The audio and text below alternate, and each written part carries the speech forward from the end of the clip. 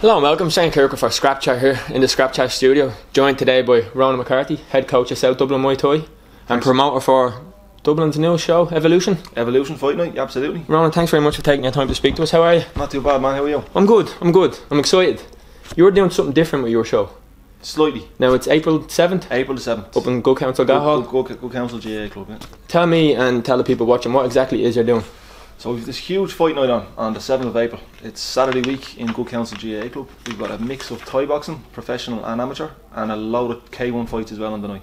But you've specifically gone out of the way to try match using the styles, because kickboxers will say they have better kicks than Thai boxers or boxers, and you're trying to match, so you're matching different styles, aren't you? I have done. I've matched a load of different styles on the day. Like for instance, we've an Irish boxing, Ulster boxing champion against an EFMA Muay Thai fighter, absolutely. So it's going to be an interesting match of styles. It is on the day, yeah. But before we get to the night on April 7th, you fought first, didn't you? You were a fighter. I fought abroad for many years. You fought in like China, New Zealand, Holland, Thailand. Yeah, I've been fighting abroad for had a serious career. Years. Yeah, I suppose I did, yeah. How did fighting start for you? How did you get into martial arts? I think I was about 8 years of age and my dad decided that I should learn how to fight and stop messing on the streets. Same as most kids. Someone needed discipline with you, a ball child, is that what it was? Maybe, I don't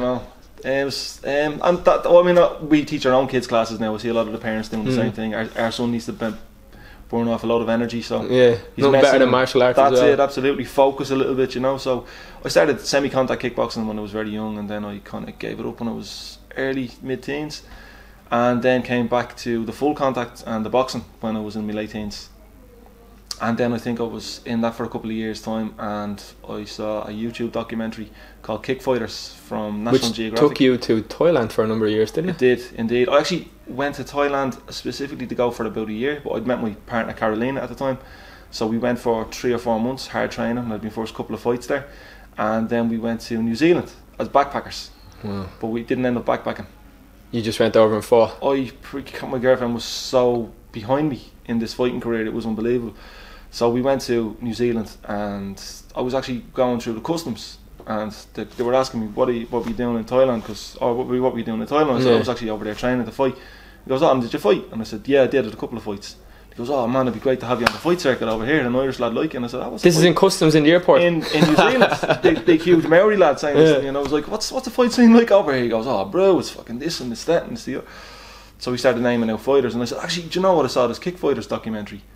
Again, Shane Chopper Chapman. Did you ever hear of him? And he was like, oh no, I don't know Shane, but he started naming out all these other names, you know, Mark Hunt, and there's a lot of big names from one city in New Zealand. Even just that area of the world, you have Wayne Parr and stuff like that. Over there. There is huge, but you kind of hear more about the Australians, you don't hear that much about the New Zealanders. But we were there for like a year and a half, and I had about just less than 10 fights. You won a title, didn't you, over there as well? 2 titles over there, yeah. And off camera we were speaking about some of his opponents, and one of your opponents just recently fought over in line fights as well in America, didn't you? In line fight in America, in LA, yeah. Slava Alexichik, he's a big name now, he's a fantastic fighter. But he was probably one of my toughest fights that I've ever had. I think I brought You went 5 rounds with him, didn't you? 5 rounds, yeah. I brought my knuckle on his head and he broke 2 of my ribs with knees at one stage. Now you're still a young guy now, 35. Yeah. But you're retired now, aren't you? Completely done. Finished fighting now, yeah. Can you tell myself and just give us the story behind what led to your retirement? I didn't really take care of my concussions over the years. So I used to be, when I was a full contact kickboxer years ago, but I don't think there was the same education out there. So I'd fight and get a knock, and fight a couple of weeks later and get a knock and not thinking anything of it.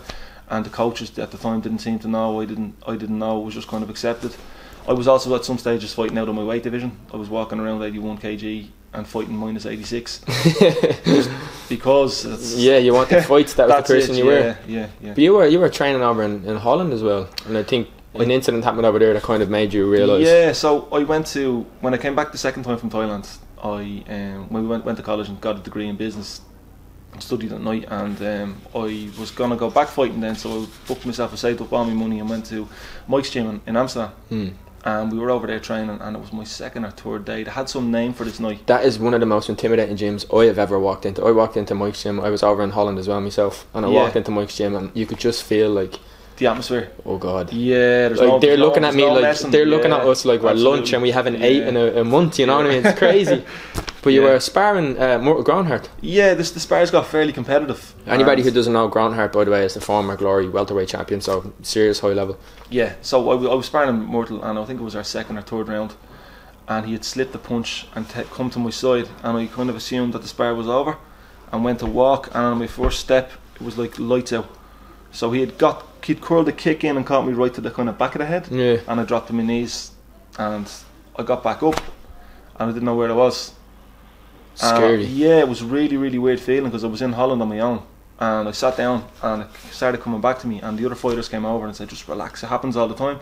They spar so hard that there's knockouts on a regular basis, and on Thursday night, it's Thursday or Tuesday night, they have full on sparring, and the whole evening is just nothing but sparring. So there's knockouts and bodies. Hard. Oh, it's the kill. Yeah. But no, I wouldn't be used to And the thing as well is you're the foreigner there as well. Like, oh yeah, absolutely. They looked at you like fresh meat. Absolutely, yeah. Yeah, I always kind of expected hard spars, but you don't knee in a spar, you don't hit someone to the back of the head. There's certain things you don't do. That's kind of etiquette in Ireland. Yeah. But every gym and every country is different for sparring. One of my memories from and experiences from Holland was we went to Rico Verhoeven's gym. Yeah. And we were there, and we took part in a class, and it was me and another fighter friend of mine and our coach at the time. We started sparring, and it was a mixed class, and there was a 16-year-old young fella. So we were sparring, and this 16-year-old, his name is Tarek, I'll never forget it, come out with music. Want to spar a little bit? So I'm thinking, like, he's a kid, baby face, like, I fought a few times, I'm not going to go hard. This kid started laying into me. And I'm like, what the hell is going on? He's like, this is how we do it in the Netherlands. And I was like, it's a different culture. It's a fight, like, it's an absolute fight. What was the injury sustained? I ended up getting something called post-concussion syndrome. So that's basically the after effects of a concussion. It's like a concussion, but it can stay for months. So I had about 6 months of that, and it was like a fuzzy brain, headaches. Yeah, now my partner will probably tell you, she's given me numbers over there, 2 years. Yeah, so what I did was, you're meant to rest when you get that, but it was on my second or third night, and I was booked in to train there for 4 or 5 weeks. So I trained every single day and sparred every single session. One of the symptoms, because we on our podcast have a guest actually tonight we're filming later with, and he's a cognitive rehabilitation guy who works with brain injuries, and one of the things is like impulsive behaviour, like doing things and not knowing you've just done them, or saying strange things. Did you experience any of them type of things? I had massive memory loss for a long time. Impulsive behaviour, I don't know, maybe I've always I'm not quite sure, but definitely the memory loss, and just kind of not quite knowing what's going on at the back of your brain. You're thinking there's something quite... Have you ever had a bad concussion? I did. I said some strange things. I said some weird things. Like, I walked by a hotel one time and thought they were filming Come Dine With Me, and this is in the middle of Dublin city centre, and Come Dine With Me is in English. But how long ago was that now? That was about 4 years ago now. And you recently, well, I think it was 6-8 months ago, opened your own gym? It was about a year and a half ago. South Dublin Muay Thai Academy. So you made the transition then from fighter to coach. How did you find that? At the start, very, very strange. Very, very strange. I can imagine you obviously competing at such a high level, winning titles around the world, and then you having to coach people who necessarily might not be the highest level or different ability, or new people in the door. Was it frustrating, or was it difficult? I suppose as a coach, it's all about dealing with people, isn't it? And everyone's training and fighting for it, or just even training some people just for a different reason. Like, some people want to do it for fitness, some people want to do it for self-confidence, some people want to be a fighter, some people want to be the best fighter, some people just want to have a couple of fights for whatever's inside themselves. So I mean, everyone has the right to do it for their own, and I'm just kind of there to facilitate them. So at the very start, I had this idea that you want to be a fighter, you must want to be the best. You want to push yourself as hard as you can push yourself in this, and not everyone wants to do that. So that's, I suppose, at the very, very start, that was just something that I had to get used to. And do you think you are recreating the highs and lows you felt in your fighting career, in your coaching career now? Do you find yourself as attached and associated with your students as you would have been to your own fights? Are you nervous, like, oh my god? I myself at the very start, very protective of some of my students, they're only beginning. We're a very, very new gym, but they're training really, really hard, the ones that want to fight. Some of our juniors are doing really, really well. And you ended up opening another location as well, didn't you? Yeah, we're in Walkinstown. So just tell everybody about your locations there, just in case. So we're in Churchtown on Mondays, Wednesdays and Fridays in South Dublin, and we're in more further West Dublin in Walkinstown on Tuesdays and Thursdays. on the evenings. So it's great for you to show the growth and expansion of your style. It's coming on well. And you have some of your fighters on this show now. We do, and we also have a couple of our junior fighters, believe it or not, I forgot to mention this earlier, are fighting on the Yoko show, and the junior Yokos. Wow. The week after our own show on Evolution Fight Night. So not only did you get to compete around the world and go to these shows as a fighter, but you're also taking your fighters and students now on these amazing shows. Yeah, no, this is just our first trip abroad with them, but we've got 2 of them. They've been winning. They've both picked up little titles, junior titles around Ireland. They're only 8 years of age and they're fighting minus 26 and minus 24 kg. Your Instagram, so I love watching. Okay, man. Because you put up some really good training videos. Yeah. And you have some kids up there. There's a kid that just recently fought. His name is gonna go. But he literally, like that Dutch style kickboxing, is just moves back. He stopped the guy, I think, on a show recently about a month ago. Kind of a tanned kid, black hair. I'll find a bit off camera, but it was a good kid. Anyway. But these are young kids that I was watching. I was like, Ronan's doing something here. Yeah, thanks. He's doing something really good here. It's a pleasure to watch. But talk to me about April 7th, some of the fights, because I'm looking here at some of the fights.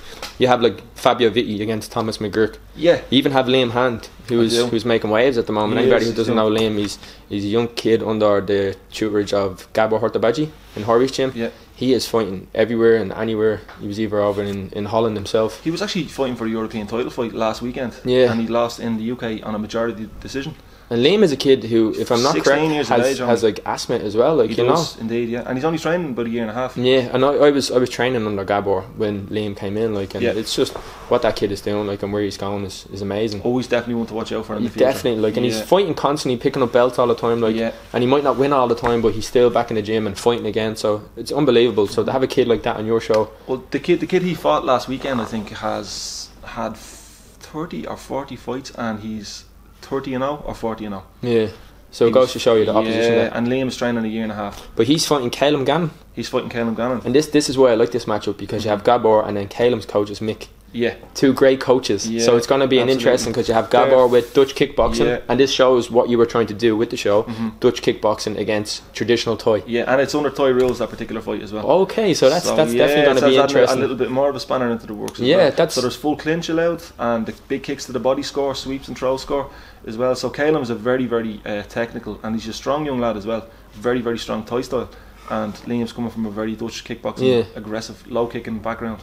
You also have a rematch that I'm looking forward to. Which one's that? A friend of mine, Noel Tucker, fighting David Ola. That's right. They fought on Cage Legacy, I believe. I think they fought twice or 3 times. I think, from what I know, it was once. 2 times, is it? Did they fight twice? Yeah. Twice. I thought it was once, because I know Noel won the title off of David. That's right. They went to a 4th round. Went to an extra round. And I know there was a bit of debate over the decision whether it was right or not.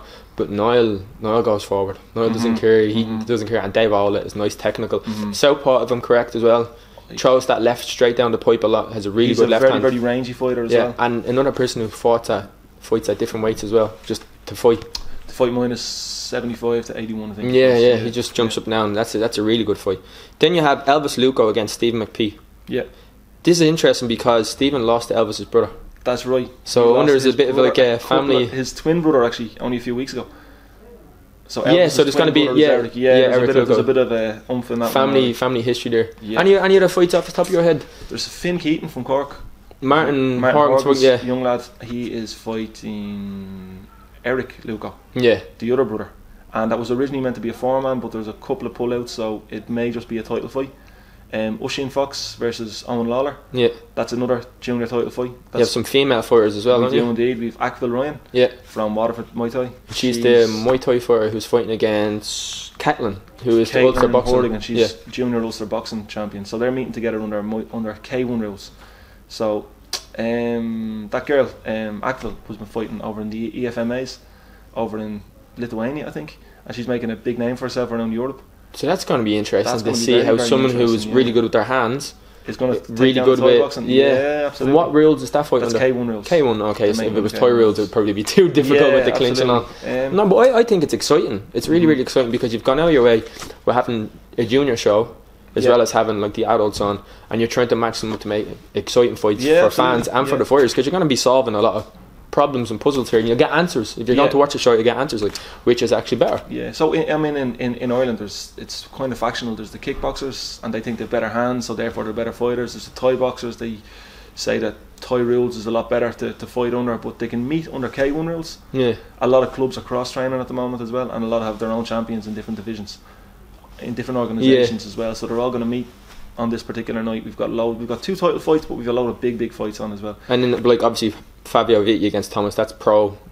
That's actually that's high level amateur. That's with shin guards. See, the fella he's fighting, Maguire, is he was a world kickboxing champion. Oh, right. In the Wackos when as a junior. Because Fabio has fought Irish. Around in MMA and K1. He's been out there. Yeah, so they're meeting under K1 rules as well.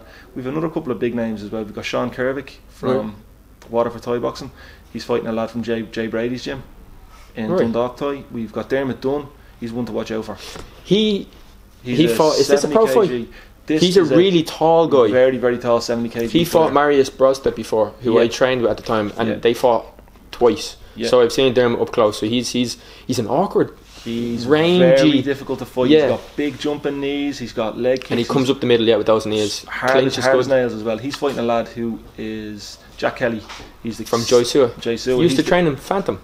He did at one stage, maybe. He's actually the CRC champion at the moment. Jack is a really good fighter. So that's going to be interesting. That's going to be a whopper of fight. I mean, that's Thai boxing fights. That's Thai boxing. It's Thai, is it? Yeah, pro. So that should be a good one. That's going to be an interesting fight because obviously Dermot is going to have like the range and the reach, and then Jack has like that little kind of pitbull terrier kind of like just So to watch that's going to be interesting. Big clash of styles. Yeah. So I mean, on the night there's going to be a load of really exciting type of style clashing fights. Yeah. And we've got a superstar DJ on the night as well. Yeah,